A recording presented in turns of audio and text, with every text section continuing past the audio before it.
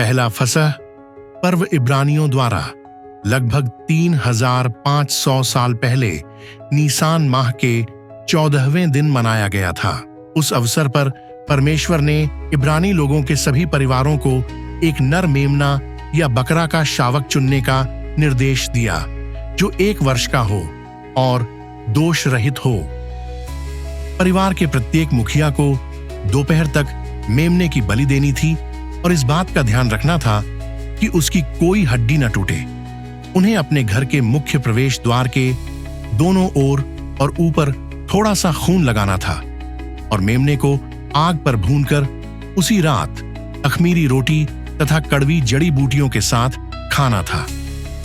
प्रभु परमेश्वर ने मिस्र देश में मूसा और हारून से कहा, मैं मिस्र देश से होकर गुजरूंगा और मनुष्य से लेकर पशु तक सब पहलौठों को मार डालूंगा और मिस्र के सभी देवताओं पर मैं न्याय लागू करूंगा।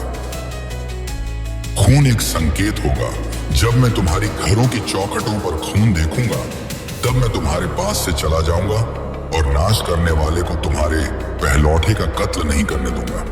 और यहीं से हिब्रू शब्द पेसाच आया है जिसका अर्थ है छोड़ देना या बचाना।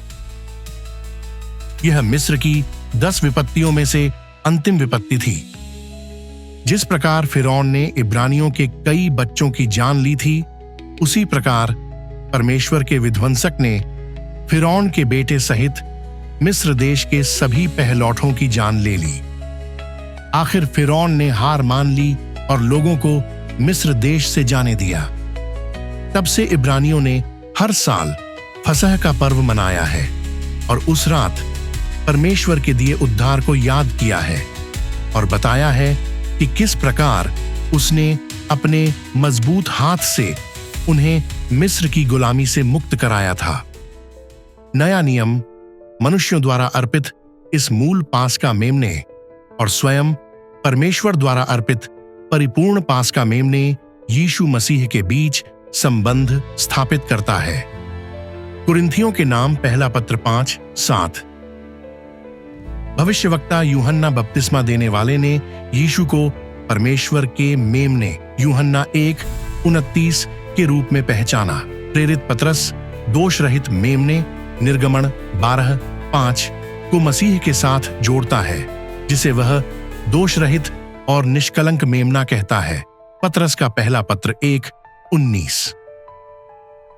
यीशु को निर्दोष कहलाने का अधिकार है क्योंकि उसका जीवन पूरी तरह से पाप मुक्त था। इब्रानियों 4:15। प्रेरित यूहन्ना ने प्रकाशित वाक्य 5:6 में लिखा कि उसने यीशु को बलिदान के रूप में चढ़ाए गए मेमने के रूप में देखा। यीशु को यरूशलेम में फसह के उत्सव के दौरान क्रूस पर चढ़ाया गया था। मरकुस 14:12। जिस तरह फसह के मेमने का लगाया गया लहू विध्वंसक के हर घर से होकर गुजरने का कारण बना, उसी तरह मसीह का लगाया गया लहू परमेश्वर के न्याय को पापियों के ऊपर से गुजरने का कारण बनता है और उन सभी को अनंत जीवन प्रदान करता है जो विश्वास करते हैं। रोमियो 6:20-23।